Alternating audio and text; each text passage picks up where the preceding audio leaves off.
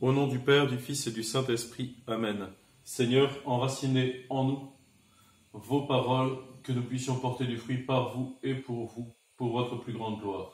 Ô Marie conçue sans péché, priez pour nous qui avons recours à vous. Frères et sœurs, en ce jour, nous regardons un peu plus Monsieur Judas Iscariote. Judas Iscariote restera toujours un mystère pour notre monde moderne. Il a toujours été un scandale pour la conscience chrétienne et encore plus une énigme dans ce monde moderne qui répugne à analyser les choses et à être héritier d'une tradition. Monsieur Judas, son prénom est très beau, il veut dire rendre grâce. Il est apparenté au lion, à la tribu de Juda, une des plus grandes tribus, celle de la Judée. Et ce monsieur Judas, son prénom veut dire rendre grâce, a du mal à rendre grâce justement. À la différence de Pierre qui lui sait reconnaître la grâce, Judas, vous l'avez vu hier, a du mal à rendre grâce. Il a du mal à rendre grâce pour le parfum qui est là.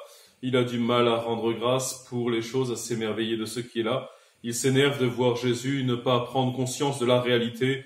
Il ne rentre pas à Jérusalem, il ne va pas au trône, il ne va pas prendre le pouvoir. Judas est un peu déçu.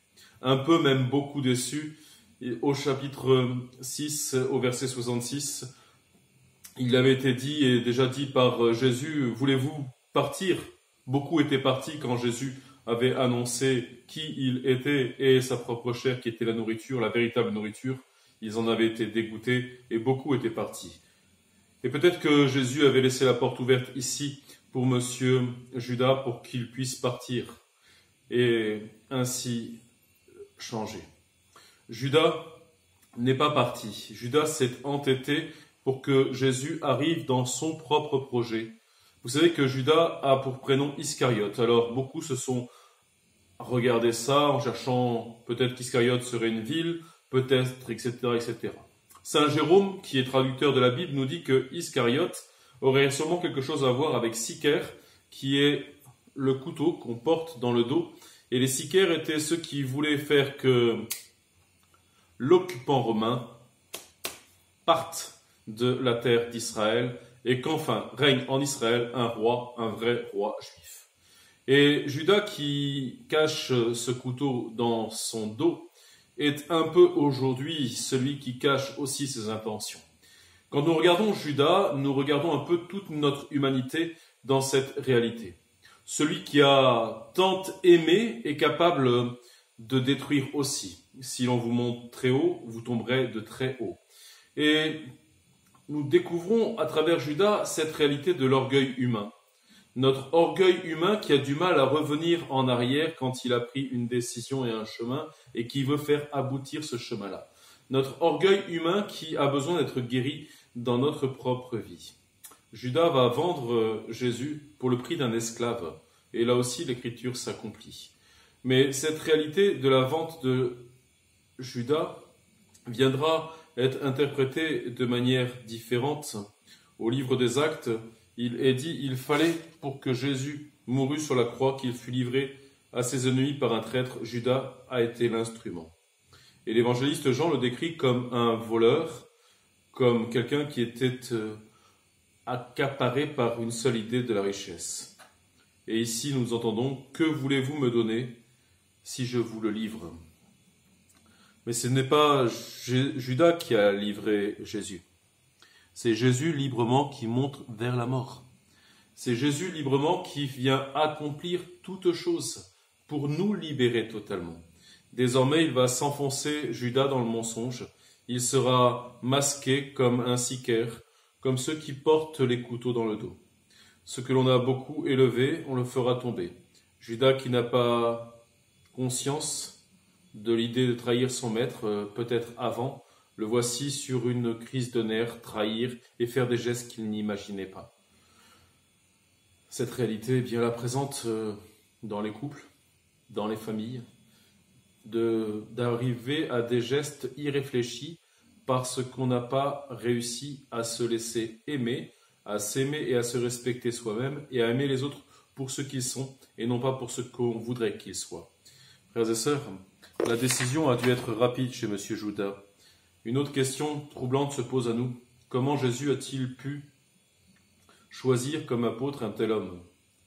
Ayant Jésus été pris aux entrailles par une émotion profonde, et cette liberté est réelle, elle implique la possibilité d'un acte différent pour Monsieur Judas.